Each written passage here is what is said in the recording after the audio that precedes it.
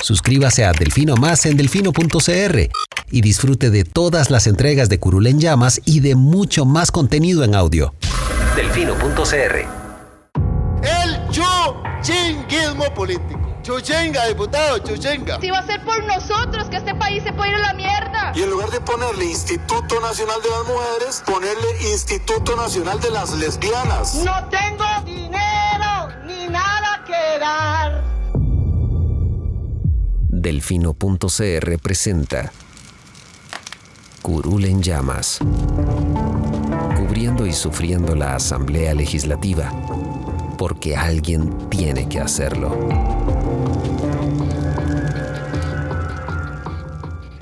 Hola queridos suscriptores de Delfino.cr, bienvenidos a un nuevo programa de Curul en Llamas, el podcast semanal donde les comentamos los temas más relevantes e irrelevantes de la Asamblea Legislativa. Les saluda Luis Madrigal desde el 27 de noviembre del 2020, como siempre en compañía, esta vez remota de...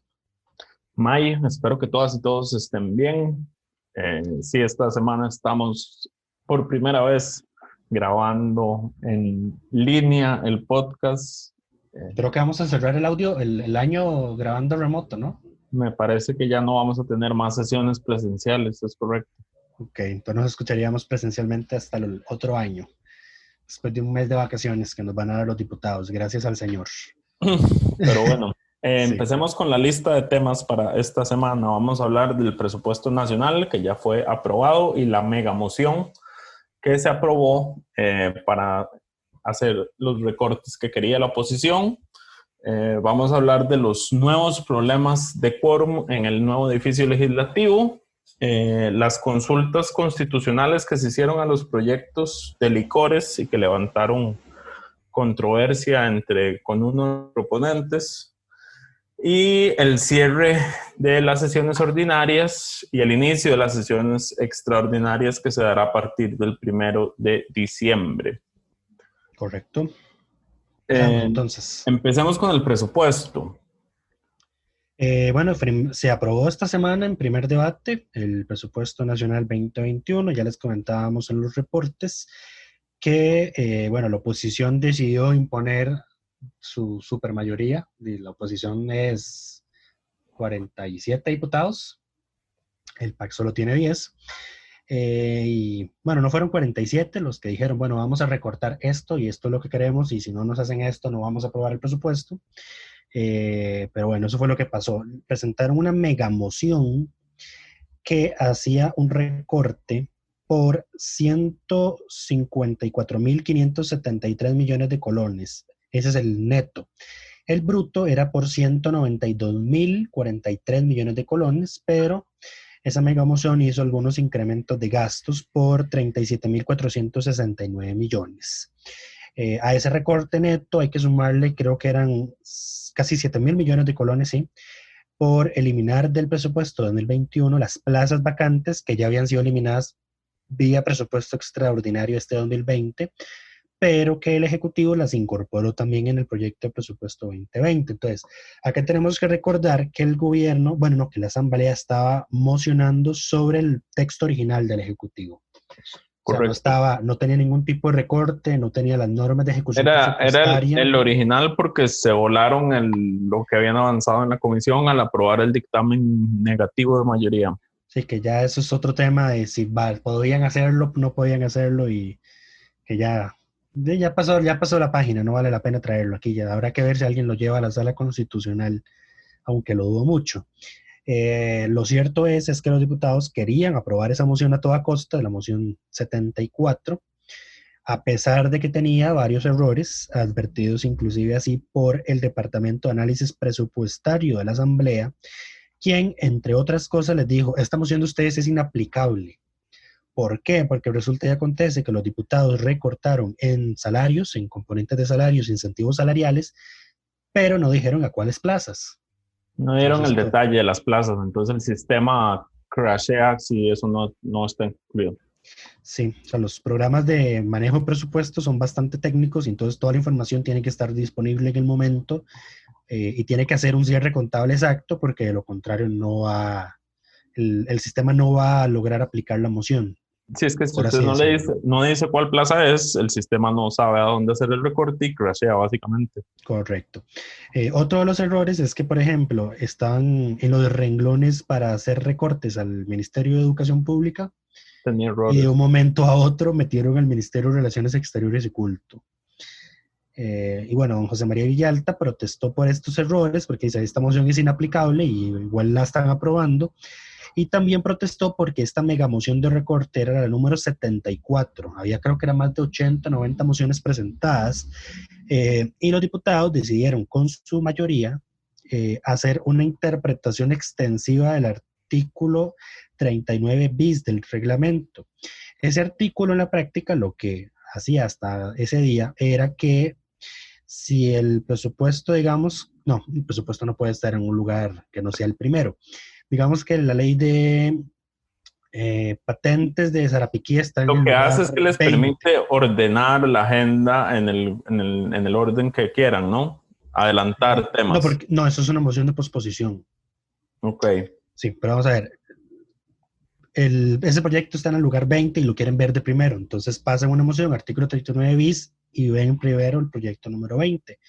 Y le aplicaron esto a la moción.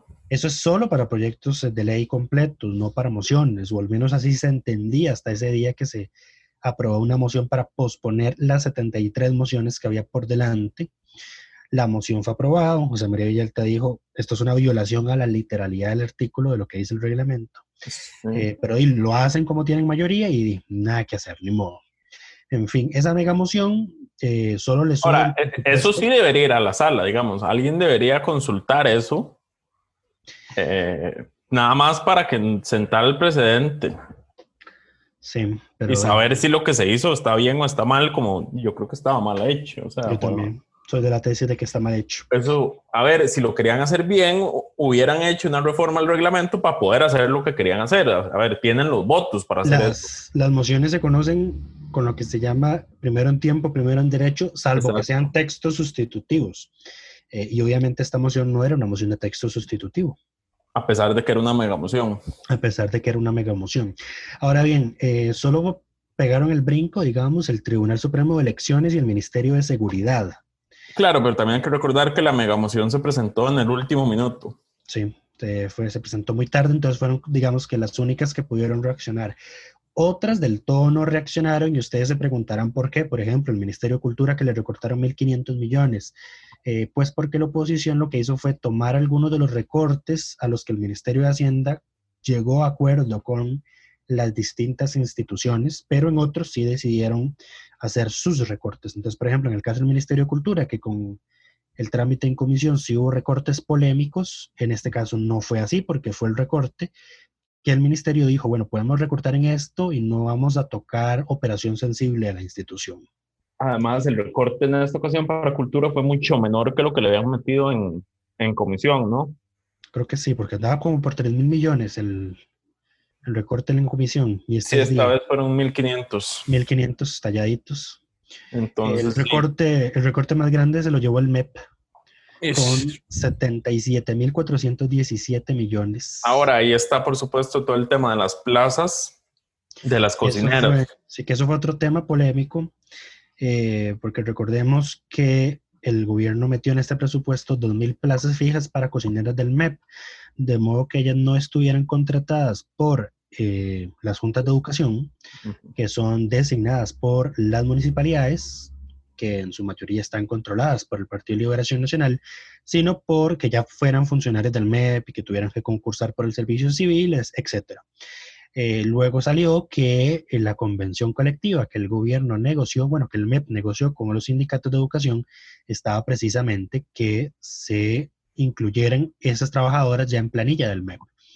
Que digamos que sería lo lógico, o sea, porque ya eso terminan siendo trabajadoras del Estado, lo lógico sería que estuvieran trabajando en planilla del Estado, pero obviamente a la oposición no le gustó eso, a la mayoría, porque sí hubo mociones para restituir esas plazas. Hubo una del diputado José María Villalta, la moción número 58, que inicialmente se aprobó para restituir esas plazas Casi que lo fueron logra. eliminadas con la megamoción, y lo logró inicialmente con 25 votos a favor y 18 en contra. Por 10 minutos.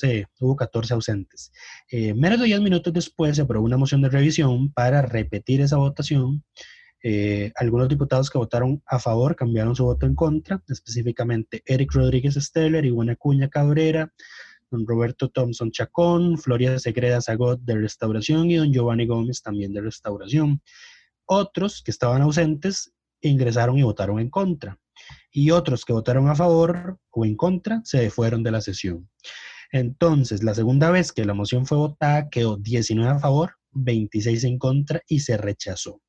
Luego había una moción igual de doña Shirley Díaz, la moción 71, que pretendía hacer lo mismo, pero en esta ocasión el resultado fue igual, 19 a favor, 27 en contra, uno más que la moción anterior, y 11 ausentes. Y entonces a las posicioneras del MEP les dieron y les quitaron sus esperanzas de tener una plaza fija en cuestión de 10 minutos, que decía yo en mi cuenta de Twitter, que me parece que es lo más descorazonado que han hecho los diputados en estos 3 años. No estaría seguro. ¿Qué otra cosa tan peor han hecho? Ya se me olvidó. No, o sea, en este momento no tengo un ejemplo claro, pero tampoco es como que diga esto es lo peor que han hecho. Digo, hombre, son las esperanzas de un trabajo estable de 2,000 trabajadores. Vamos a ver, un poquito. Son las esperanzas de un concurso. Sí. Pero... Esto fue el argumento que usó la oposición, que se está usando justamente el argumento sentimental de darle estabilidad a estas trabajadoras. Pero que en la realidad esto tenía que salir a concurso del servicio civil y ellas, por supuesto, pueden concursar, pero no se les garantiza, digamos, la contratación, porque no son contrataciones directas al ser servicio civil, justamente. No pegó el argumento, digamos, de que metiéndolas en planilla del MEP hay un ahorro, más bien, anual, o al menos eso dice el ministerio, porque creo que La Nación sacó un reportaje que decía que el MEP había subestimado el impacto presupuestario que tenía incluir esas 2,000 plazas. No calculó los beneficios como salario escolar y demás. Sí, pero si no mal recuerdo de haber visto en esas mociones, esas plazas estaban siendo incorporadas solo por 11 meses, ni siquiera era por un año. Entonces, por ejemplo, no es como que iban a tener anualidades. Y así entonces, de todas maneras, las plazas no se incluyeron, y al final el presupuesto pasó de los 11.448.570 millones que propuso el gobierno inicialmente a 11.287.056 millones, que es un recorte del 1,41%, que sigue estando muy lejos de la meta de recorte del 1% del PIB, que yo no sé de dónde carajos se la sacó Liberación Nacional, porque no estuvieron ni de cerca de tener ese recorte. Fue una ocurrencia eso, fue puro discurso. Sí, por lo visto. Pero bueno, otra cosa que a mí inicialmente me desconcertó fue que el PAC votó estas mociones a pesar de que estaban malas, de que eran inaplicables o de que tenían recortes en los que no estaban de acuerdo, por ejemplo. Pero bueno, al final el fin mayor inicial era que el proyecto se aprobara, porque el mensaje al mercado internacional que habría enviado el que la Asamblea rechazara el presupuesto, como pasó con Henry Mora, pues habría sido muy negativo. Correcto. Habrían encarecido los préstamos. Y ahora estábamos viendo ahora en la madrugada unos gráficos que decía que, por ejemplo, que los bonos de Costa Rica en el mercado internacional habían recuperado considerablemente, pero no el 100% del precio que perdieron después de que fracasó la primera mesa de diálogo. Después de esa mesa de diálogo, después del éxito de esta mesa de diálogo, si es que se le puede decir que es un éxito, pues todo el mundo tiene sus opiniones distintas, los bonos fueron ahí recuperando levemente el precio que tenían antes de esa caída, de ese primer fracaso. Pero bueno, eso fue lo que pasó con el presupuesto. Habrá que ver cuántos extraordinarios vamos a tener. Nada más recordar que el presupuesto fue aprobado en primer y segundo debate esta semana, y que el presidente en este caso no tiene posibilidad de veto. El presupuesto no es vetable, digamos. No es vetable, así como no es posible votarlo negativamente. Gracias, constituyentes del 49. Porque Sí se ¿Dónde puede es? votar negativamente, lo que pasa es que esa votación no elimina, nada más deja el proyecto como No estaba. rechaza, sí. Exacto, no genera un rechazo real. Donde, creo que es en España, donde si no aprueban los presupuestos, hay que ir a elecciones. No estoy seguro, no tengo Creo el que dato. así fue como pasó, así creo que fue como intentaron primero destituir a Mariano Rajoy y como no pasó, luego sacaron la moción de censura. Pero bueno, en España sí es, si el presupuesto presentado por el gobierno no se aprueba, hay que ir a elecciones. Así súper radical. En fin. Los sistemas parlamentarios. Pero bueno, pasamos al siguiente tema, el quórum. Al parecer, desde que el nuevo edificio no tiene el cafetín tan cerca del plenario, ha habido problemas de quórum en las sesiones que llegaron al punto de que el presidente de la Asamblea Legislativa se cansara y les diera una buena regañada a sus compañeros por estar perdiendo el tiempo. Así es, hay que recordar que en el anterior plenario, el plenario, valga la redundancia, y el cafetín estaban anexos, eran salones anexos en el mismo nivel, y el cafetín estaba incorporado al plenario para efectos de quórum. Entonces un diputado podía estar tomándose un cafecito o una cervecita en el cafetín y contaba para efectos del quórum porque nada más le decían como ya van a votar, salga, cierran puertas y van a su curul en cuestión de menos de un minuto. No pasa así ahora con el nuevo edificio porque el plenario está en un nivel subterráneo y el cafetín está en un piso muy elevado, que amerita tomar un ascensor o correr usando las escaleras. Dudo que alguno de los diputados corra. Sí, no hay muy pocos más de los que se ausentan, digamos. Sí, hay muy pocos deportistas. Pero bueno, no se les quitó esa maña a pesar de que don Eduardo Cruikshank había dejado muy en claro de que ya el cafetín no formaba parte del plenario. Sí, el cafetín dije, ¿verdad? Sí. Sí, pues ya no forma parte, entonces ahora es necesario que estén dentro del plenario para que sean contabilizados para efectos del quórum. El jueves de la semana pasada, cuando grabábamos el podcast al día siguiente, el quórum se rompió 7 veces cuando presidía don Jorge Luis Fonseca. Recordemos, a pesar de eso, ¿sí? No, recordémosle a la audiencia que cada vez que se rompe el quórum, o sea, cuando se dan cuenta que no hay quórum, quien preside tiene que decir no hay quórum, corre el tiempo reglamentario. Corre el tiempo reglamentario, que son 5 minutos para que se restituya el quórum. Sí, y a veces hay diputados que el diputado 38, por ejemplo, no entra hasta que faltan unos pocos segundos para que se venzan esos 5 minutos. Hay otras ocasiones en las que sí entran antes. Pero el tema fue que a un Eduardo, que de todas maneras él no estuvo en la sesión del jueves, estaba presidente don Jorge Luis Fonseca porque él no estaba. El jueves se rompió el quórum 7 veces y ya el lunes de nuevo estaba rompiéndose el quórum. En hora y media se había roto 3 veces. Entonces él saca la calculadora y empieza a decir, bueno, si vamos a estar en esta rompiendo 35 minutos, 37 veces el quórum por sesión, son 35 minutos perdidos en una sesión de 3 horas. Si eso lo extrapolamos a que sesionamos 16 veces en un mes, son 560 minutos perdidos, son 9 horas en total, o sea, prácticamente 3 días de sesión completos perdidos restituyendo quórum. Y si sesionamos 20 veces al mes, son 700 minutos, o sea, 11 horas esperando que se restablezca el quórum. Entonces él les dice, su responsabilidad, su deber es estar aquí en el plenario porque las sesiones no se hacen en el cafetín. Y él no dijo nombres de esos diputados que pasan ahí metidos, pero dice que todos saben quiénes son. Pero de todas maneras eso no le agradó a doña Patricia Villegas del PIN, que es una de las que siempre hace quórum, porque dice, don Eduardo dice, es que esto de estar rompiendo quórum afecta la imagen y la credibilidad de la gente en la asamblea. Y le responde doña Patricia, lo que afecta a la imagen de la asamblea es que usted nos generalice a todos y no diga nombres. De quienes pasan metidos en el cafetín. Y en parte tienen razón, porque inclusive ella le dice, usted aquí está regañando a los que vienen a misa. Y fue muy gracioso porque después de que terminó ese regaño, adivinen qué pasó. Se rompió el quórum. Se rompió el quórum, efectivamente. Pero bueno, suscríbase a Delfino Más en delfino.cr y disfrute de todas las entregas de Curul en Llamas y de mucho más contenido en audio. Delfino.cr. Hay un proyecto de reforma al reglamento que quiere... Proyecto nuevo presentado por Carlos Ricardo y varios, que busca ampliar, digamos, los tiempos para restituir el quórum, lo que significaría en la práctica más tiempo perdido. Así es.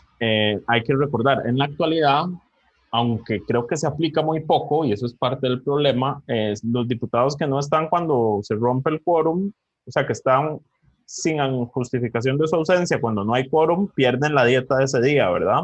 Correcto. ¿Cuánto se aplica? General, ahí es que no, el reglamento no dice como que tengan que tener una razón válida para haberse ausentado o para haber roto el quórum. Entonces, prácticamente todos pueden justificar su ausencia. Recordemos el caso de cuando Eric Rodríguez Steller se salió de la sesión en la que se estaba decidiendo la reelección de don Paul Rueda, que don Eric se salió de la sesión y abandonó el plenario para ir a comprar cervezas. Él perfectamente podía justificar esa ausencia. Solo que, obviamente, como la prensa lo expuso, como nosotros lo expusimos, porque teníamos las fotos, él dijo, no, ya mandé la carta para que me rebajen la dieta ese día. Si él no hubiese mandado esa carta, como él estuvo al inicio de la sesión, la hubiese cobrado. Y en la última ruptura de quórum, que le echaron la culpa a los ascensores del nuevo edificio, 11 diputados de los ausentes mandaron una carta pidiendo que les justificaran la ausencia, porque dijeron que no fue culpa de ellos, sino culpa de los ascensores que no estaban funcionando. ¿Por qué? Porque estaban metidos en el cafetín. Hasta que el reglamento no sea más estricto y no haya una lista taxativa de cómo se justifica una ausencia, esto va a seguir pasando. Sí. Pero bueno, el proyecto lo que quiere es que entonces... Si este proyecto es más alcahueta. Todavía, porque lo que hace es que si a los 5 minutos no han regresado, se dan 5 minutos más y los ausentes en esos primeros 5 minutos perderían la mitad de la dieta, me parece. Es correcto. Sí, y ya los que quedan ausentes sin justificación, los 10 minutos, perderían la dieta completa. Ahora, en términos prácticos, significa que las 7 interrupciones de las que se quejaba Cruikshank, que eran 35 minutos, hubieran sido 70 minutos perdidos en una sola sesión. Y ya quiero ver qué va a pasar cuando un diputado rompe quórum 2 veces en una misma sesión. O sea, pierde, vamos a ver. ¿Pierde la dieta? No, pero sí, vamos a ver. O sea, si no está los primeros 5, pierde el 50. Y se restituye la sesión, pero él ya perdió ese 50. Se rompe una segunda vez y él no está. Y no llega entre los 5.50. ¿Pierde el 50 del 50 que le quedó o pierde el 50 que le restó? Eso no lo aclara el proyecto, por ejemplo. Sería un 50 de infinitum. Va perdiendo la mitad. Va perdiendo la mitad de lo que le queda, a menos de que no llegue en los 10 minutos, que lo pierde todo. Bueno, ojo, esa es tu interpretación. Yo sería más extremista. Eso es un chiste que estoy haciendo, en realidad. Yo sería más extremista y diría, no, pierde también el otro 50 y ya se quedó sin dieta por ese día. Debería ser así, pero el proyecto debería clarificarlo. No habla de qué pasa cuando hay más de 2 rompimientos de quórum en una misma sesión. Sí, yo lo veo negativo porque esto no viene aparejado con un incremento en las horas de sesión, por ejemplo. Entonces, van a ser rupturas de quórum de 10 en 10 minutos, o sea, va a ser más tiempo perdido, menos avance en la agenda, y no estamos solucionando el tema que es por norma constitucional, que es la obligación de que haya 38 diputados al inicio, durante y al final de la sesión. Eso hay que cambiarlo. Sí, o sea, ya es hora de que veamos, por ejemplo, el caso de Chile, donde en Chile puede sesionar la Cámara de Diputados al mismo tiempo que están sesionando comisiones, y que solo se requiere que los diputados estén en el plenario cuando van a votar. El que está bien y el que no, también. Ya cada quien sabrá qué llega a votar y qué no llega a votar, y qué se aprueba y qué no se aprueba. Ahora, su irresponsabilidad. Si aquí cambiara eso, sería un descaro, digamos. Tendríamos la mayor parte de las sesiones con 28 diputados.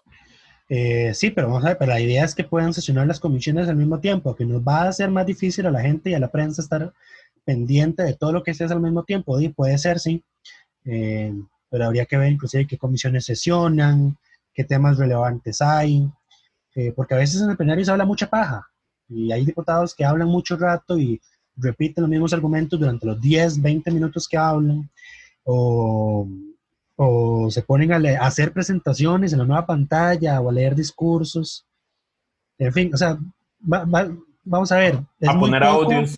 Sí, ay no, es muy poco lo valioso que se puede sacar de una intervención de plenario, o sea. Hay pocas, son pocas las que valen la pena. O sea, vamos a ver, nosotros generalmente, casi siempre, publicamos los videos de las intervenciones valiosas. Y si ustedes no han visto un video en estos últimos 5 meses es porque no ha habido intervenciones valiosas. Salvo, la única que publicamos, la última que publicamos fue precisamente la regañada de don Eduardo al resto por estar metidos en el cafetín.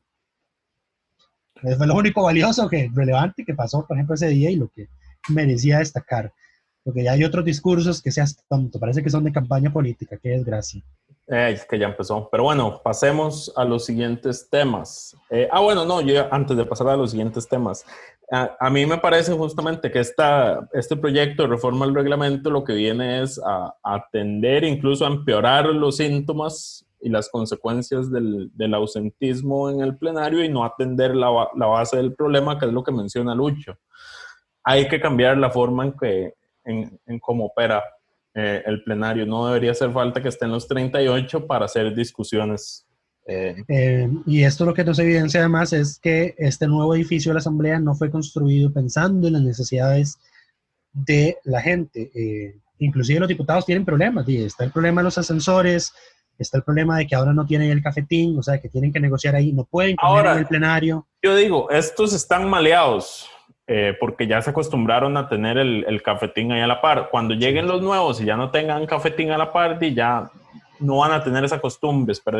Habría que ver cuántos de esos maleados que fueron diputados antes y que también tenían el cafetín a la par llegan a ser diputados este 2022. Eso sí, pero bueno, ahora sí, pasando a los siguientes temas. Se presentaron... La semana pasada les hablábamos de 2 proyectos vinculados al tema del licor en Costa Rica. Uno que permitía el patrocinio de empresas de licores, marcas de licores en eventos deportivos, y otro que era sobre la trazabilidad de los licores con alcohol por encima del 9%, me parece. Ambos proyectos quedaron en pausa porque están en consulta ante la Sala Constitucional. Se presentaron 2 consultas de constitucionalidad a ambos. En uno de los casos, en el de trazabilidad, me parece que lo que se argumentó, y Lucho puede detallar esto, pero son cuestiones de fondo que no impedirían el avance del proyecto, ¿correcto? Correcto, se está alegando violación al Tratado de Libre Comercio con los Estados Unidos y Centroamérica, se está alegando violación al derecho comunitario centroamericano en materia de etiquetado de alimentos con contenido alcohólico, y mi favorita, se está alegando violación a la libertad de empresa, que yo no entiendo cómo puede violar la libertad de empresa exigir un etiquetado de licores. O sea, vamos a ver, si yo lo extrapolo libertad de empresa a que me obliguen a poner un etiquetado de un licor, que lo que busca es combatir el contrabando, entiendo que están protegiendo la libertad de empresa de la empresa que está contrabandeando mis productos. Pero eso es como cuando se argumenta que las etiquetas de prevención de fumado que se obliga a poner en los paquetes limita la libertad de empresa de las tabacaleras. No se sostienen esos argumentos, simplemente hay cosas que requieren por términos de salud pública. Exacto, no se sostiene la intervención es un tema de salud y pública. Condiciones especiales, digamos, para la comercialización. A uno no le permiten vender cualquier tipo de medicamento, ocupa un registro médico para eso. Eso no viola la libertad de empresa. Eso no viola la libertad de empresa, exacto. Entonces, en este caso viene siendo lo mismo. Me parece que la consulta es nada más para atrasar la aprobación del proyecto. Por quienes la presentan, efectivamente es para atrasar, no es para blindar el proyecto. Y yo creo que... Porque, por ejemplo, la presenta Eric Rodríguez Steller, es la líder, a pesar de que le aprobaron su moción para sacar a las cervezas del etiquetado. Él siempre tan preocupado por sus cervezas. Uh-huh. Pero bueno, porque también hay que tomar en cuenta que se viene el periodo de sesiones extraordinarias más largo de la historia reciente de este país, me parece. 8 meses. Y el Ejecutivo no estaba del todo a favor de este proyecto. No, algunas instituciones... Es que vamos a ver, hay que recordar que la idea inicial de este proyecto estaba muy embarrialada en temas de prensa, porque se decía que el sistema que quería que se impusiera con esta ley era de una empresa en la que tenía participación el expresidente José María Figueres, entonces que era un proyecto para beneficiarlo a él, etcétera, etcétera. Entonces, en el transcurso del trámite del proyecto se cambió a que sea una autorización al etiquetado y que tenga que ser el Ministerio de Hacienda quien haga un estudio definiendo cuál es el mejor mecanismo para implementarlo, que obviamente amerita hacer un estudio técnico. Y así es como se aprobó, así es como avanzó, digamos. Se aprobó el primer debate de esa forma. Entonces ya por ese lado no podría alegarse beneficio al expresidente o alguna empresa o algún mecanismo particular. Correcto. Y el otro proyecto, que es el del patrocinio del licor en el deporte, esa es una consulta que impulsa don José María Villalta, luego de que el proyecto fuese aprobado en primer debate, todo bien, pero con un trámite previo cuestionable. ¿Y qué fue lo que ocurrió? Don José María había dejado clara su intención de presentar mociones de reiteración. Recordemos que las mociones de reiteración son mociones de fondo que fueron presentadas al proyecto en comisión y que fueron rechazadas allí, pero entonces se puede insistir en ellas en el plenario. A don José María le rechazaron mociones en comisión, él quería insistirlas en el plenario y así lo comunicó para que el proyecto no fuera votado en primer debate. ¿Qué hizo quienes impulsaban este proyecto y específicamente el presidente don Jorge Luis Fonseca? Se presentó una moción para dispensar de trámites el proyecto, se aprobó una moción de texto sustitutivo y el proyecto se aprobó en primer debate. Pues el problema, que la moción de dispensa de trámite lo que hace es dispensar un proyecto del trámite de comisión, y para el caso en específico el proyecto ya había sido dispensado del trámite de comisión. Pues ya esa era una etapa fenecida, no podía volverse a ese momento, no había forma. Entonces don José María está alegando ante la sala, y con justa razón, de que por querer apresuradamente aprobar este proyecto, se pasó por encima del reglamento, se pasó por encima de su derecho de enmienda, y que por ende eso es un vicio de procedimiento que haría el trámite inconstitucional. De comprobarse, de la sala darle la razón a don José María, esto sería un problema muy grande para el proyecto porque implicaría que ese trámite fue nulo. Recordemos que cuando la sala declara vicio de procedimiento, esos son sentencias que sí tienen efecto vinculante. O sea, hay que corregir el error. Hay que corregir si es que es corregible, porque hay errores de procedimiento que no son corregibles, el proyecto hay que archivarlo. Y también, pero ya esto fue de fondo, alegan que el proyecto viola el derecho a la salud de los niños, que no entiendo por qué, si el proyecto es claro al señalar de que no se va a permitir el patrocinio del licor en eventos deportivos donde haya niños o estén dirigidos a niños. Yo no entiendo por qué es alegato, pero bueno. Sí, uno de los diputados que impulsa este proyecto, que es don Erwin Macís del PUSC, tuvo una muy penosa intervención en el plenario reclamando a quienes pusieron esta consulta. Fue de tan bajo nivel que, digamos, se dejó decir que por qué se presentó la consulta entre el primer debate y el segundo debate y no se esperó al segundo debate para presentarse la consulta, lo cual, José María Villalta, que es el autor intelectual de la consulta, claramente, muy decentemente le dijo, porque así es como es el procedimiento.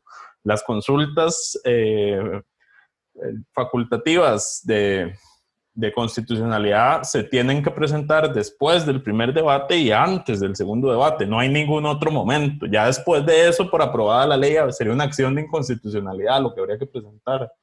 Correcto. Y yo no sé, ¿sí? no sé si Erwin es que nada más estaba usando retórica o si realmente es tan bruto que no sabe. No, efectivamente él no sabe. Porque vamos a ver, que él no sepa esto a estas alturas del cuatrienio es inaceptable, y así se lo puse yo en Twitter. Y entonces él dijo, no me excuso por mi error, porque sí fue un error. Lo que me molesta es que se frene el proyecto que es necesario para la reactivación económica. Hay una molestia oculta ahí que él no expresa, un motivo para molestarse por la consulta. Y es que el Ministerio de Salud está en contra de este proyecto de ley, y él preveía que no iba a ser convocado a la agenda de sesiones extraordinarias, como efectivamente pasó. No va a salir en los próximos 8 meses. Ahora, eso también es exagerar, porque, a ver, se puede negociar para que lo incluyan, si quisieran. Sí. Y Erwin, digamos, Hay puede que ver si se pedirle, impone Hacienda o Salud. puede pedirle a su fracción que haga la negociación para que se le incluya este proyecto. Sí, pero es que el PUSC no negocia, el PUSC chantajea. Es que ese es el problema. Y vamos a ver, y recordemos que se puede decir que don Erwin junto con María Vita son de la facción PUSC buena. Son del lado... Que no usan el chantaje como arma política. No son del lado oscuro del PUSC. Sí, exactamente. Eso es cierto. Pero bueno, yo le recomendaría al diputado que negocie directamente con Presidencia para que se incluya el proyecto. Ahora, a ver, yo creo que más allá de que se incluya o no en extraordinarias, hay un problema de fondo que la sala va a detectar y que yo no veo que tenga posibilidad de salvarse esa consulta. Si yo fuera Erwin, había en plenario otros varios proyectos en la misma línea y trataría de que se avancen esos mientras este otro está congelado y pedirle a Presidencia que me deje avanzar con eso. Sí, vamos a ver, y que negocien, o sea, ¿qué es lo que quiere el gobierno ahorita para diciembre? Que le aprueben créditos de apoyo presupuestario. ¿Qué quiere Erwin Macís? Que le aprueben su proyecto de licores. Pues ahí tienen un punto inicial de negociación. Yo le doy mi voto a los créditos de apoyo presupuestario si usted me convoca y me promete no vetar el proyecto de licores en deporte, por ejemplo. Sí, ahora, a ver, siendo completamente sincero, yo realmente no le veo un problema de fondo a lo que propone el proyecto. Que las empresas que venden licores puedan patrocinar eventos deportivos es algo que se da en todo el mundo, digamos, no es cosa extraña. No hay ningún negocio oscuro detrás de esto. Además, quien niegue que en este país hay una cultura de consumo de licor está negando la realidad. No van a consumir más o menos solo porque aparezca en la camisa de un equipo deportivo. Correcto. Y al final, el impuesto que se está creando por este patrocinio pues va dirigido al propio deporte, o sea, para beneficiar deporte de jóvenes, niños. Va al Comité Olímpico Nacional y a los comités cantonales de deporte, que es inversión social, que es la primera en ser sacrificada en tiempos de crisis fiscal. Entonces, si te están dando una fuente de financiamiento por ese lado para que no tengas que recortar en esas áreas, pues tómala, no seas idiota y tómala, aprobala. Cierto. La oposición a este proyecto me parece más ideológica que otra cosa. Es una cuestión de las empresas de licores son demasiado grandes y fuertes. No queremos que FIFCO patrocine el deporte en este país. De eso se trata. Eso es lo que motiva a Villalta realmente. Pues sí. Nada más que agregar al respecto. En fin, pero bueno. Estos proyectos, hay un problema, creo que no, en realidad no hay problema. Creo que estos proyectos ya fueron revisados por la Comisión de Redacción después de su primer debate, entonces no va a pasar lo que pasó con el proyecto de pesca de arrastre, que el proyecto de pesca de arrastre se había aprobado en primer debate, se mandó a consulta a la sala y entraron las extraordinarias y el gobierno nunca lo convocó. Como no lo convocó, la Comisión de Redacción no pudo revisar el texto aprobado en primer debate y sin ese texto el expediente no estaba completo y por ende no se podía mandar a la sala hasta que volvieran a hacer sesiones ordinarias. Ahora, creo que estos proyectos, si fueron revisados por la comisión, entonces sí serían mandados a la sala. Se pueden enviar de una vez. Se pueden enviar de una vez y entonces no habría ningún impedimento de que la sala se pronuncie dentro del plazo que tiene para hacerlo. Bueno, tenían hasta hoy para enviarlo, porque recordemos que el lunes es feriado. Correcto, sí. De hecho, por eso es que las sesiones ordinarias cerraron tan antes, porque técnicamente el lunes hubiera sido día de sesión ordinaria y el cierre del periodo, pero debido al feriado que aprobaron en la asamblea, no será así. Correcto. Vuelven el martes 1 de diciembre, para ser exactos, y ya sesiones extraordinarias por 8 meses. Correcto. Ahora, quiero hacer un paréntesis porque quería mencionar también a la otra proponente de este proyecto, que es la diputada María José Corrales, quien no tuvo una reacción como la de Erwin, y además a quien le queremos dar el reconocimiento de diputada de la semana, no por este proyecto, sino por un proyecto que avanzó en la Comisión de Juventud, Niñez y Adolescencia, que lo que permitiría es ampliar de forma universal la red de cuido, aun cuando las madres consigan trabajo, que era una de las principales quejas de ese proyecto. Se le otorga por decisiones superiores, digamos.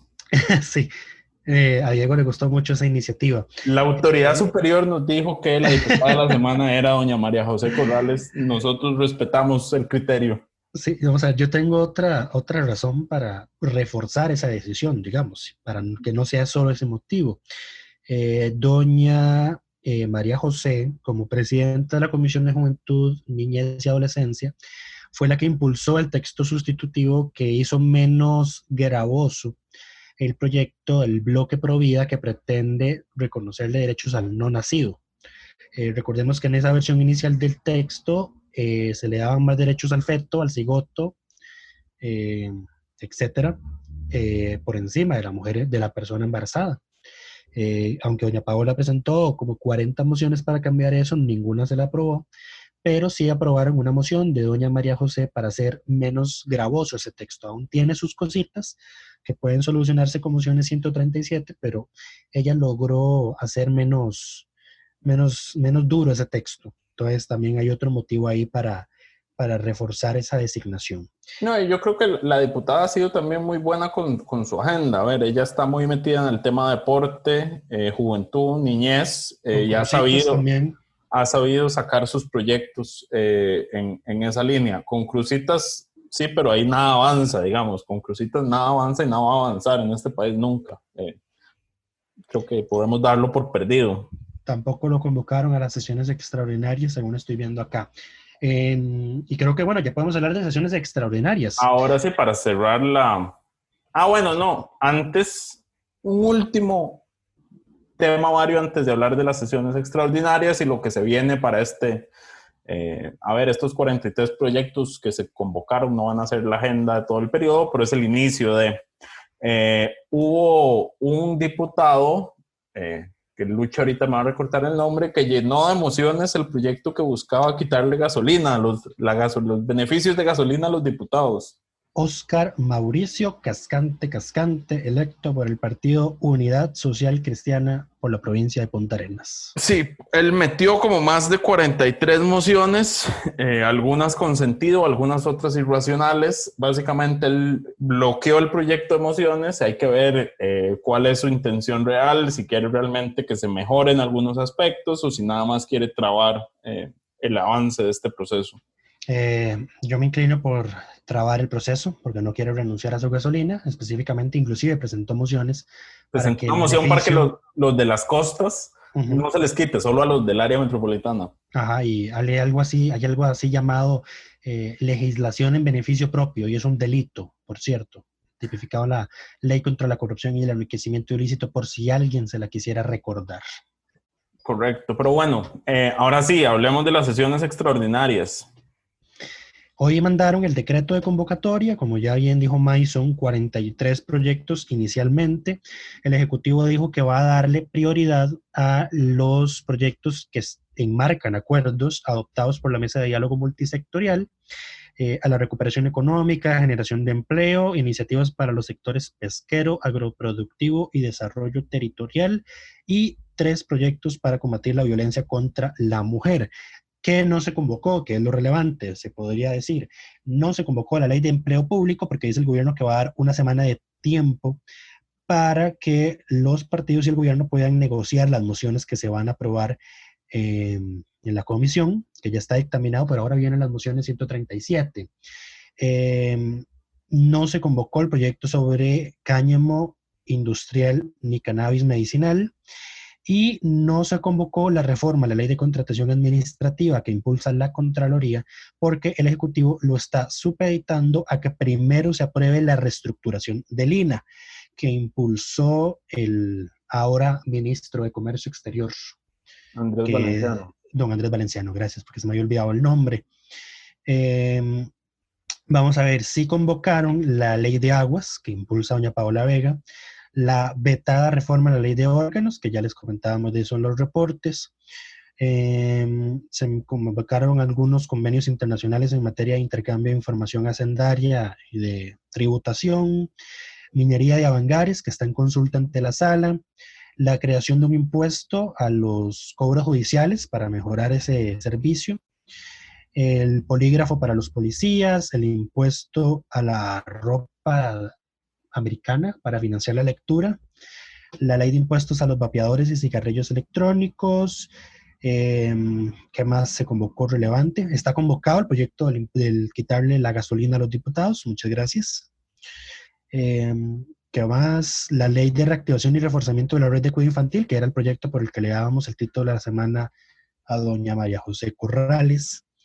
Y bueno, hay otros ahí, los proyectos dirigidos hacia la mujer, Ley Vivas Nos Queremos, que es un proyecto de la sociedad civil, ley para ampliar el femicidio, ley para establecer el femicidio ampliado, y hay un crédito, obviamente los créditos de apoyo presupuestario que el gobierno quiere que se dictaminen, que se aprueben ahorita a finales de diciembre para usarlos el otro año. Correcto. Con eso estamos, me parece. Con eso estaríamos por esta semana. Esta semana nada más recordar que esta primera lista es solo lo que se va a empezar a ver. No se extrañen de que empiecen a llegar los decretos con modificaciones que meten y sacan proyectos de un día para otro. Normal. Es completamente normal. A ver, hay que esperar también la reacción de los diputados. El gobierno ha dicho, esta agenda inicial está dirigida por lo que salió de la mesa de diálogo, de lo que ahí se trabajó. Y bueno, los diputados han en su mayoría manifestado su disconformidad con esa mesa y con los resultados de esa mesa. Entonces, sí, pero ellos dijeron que no querían participar, entonces que no estén jodiendo con lo que salió de ahí, porque no quisieron estar, ahora no jodan. Sí, pero bueno, ahora hay que esperar la reacción de los diputados, que también van a decir como, bueno, está bien esto, pero queremos esto o esto no. Entonces hay que esperar la negociación política en cuanto a los proyectos. Yo esperaría que de aquí al martes probablemente ya haya cambios en esta lista de proyectos. Yo lo que esperaría es un cambio en el Ministerio de la Presidencia. Eso lo esperamos desde hace mucho, pero Prieto sigue aferrado. Yo creo que aquí pasa lo que pasa con muchas otras instituciones públicas, que la gente dice es que el jerarca se tiene que ir, pero ¿y después qué? O sea, ¿y quién viene? ¿Quién va a venir a comerse esta bronca? Como con el AYA. Exacto, es como saquemos a Yamilet, ok, ¿y a quién pones? Uh-huh. ¿Quién se va a meter? Porque, a ver, seamos sinceros. Y eso no soluciona el problema, digamos, al menos en el AYA, porque el tema del AYA es un tema técnico. No soluciona el problema, pero a ver, el PAC tampoco es como que tiene una piscina de gente preparada para todos los puestos que uno quisiera cambiar. Entonces, bueno, su secretario general dice que están listos para un tercer gobierno en el 2022. Todos sabemos que es falso. O sea, esta gente con costos ha logrado armar medio gabinete en 7 años. No me pueden decir que están listos para un tercer gobierno. Que estén listos es lo falso. Que puedan tener un tercer gobierno y convertirse en el primer partido después de la fundación de la Segunda República. Eso que todo es posible. Tener 3 gobiernos consecutivos. Eso sabemos que en democracia todo es posible. Pero bueno, el punto... Pasa en la democracia tica. El punto es que yo estaba cerrando y Lucho volvió a ir a otro tema. Pero vamos a dejarlo hasta acá. Muchísimas gracias a todas y todos por acompañarnos y esperamos que nos escuchemos la próxima semana. Hasta luego.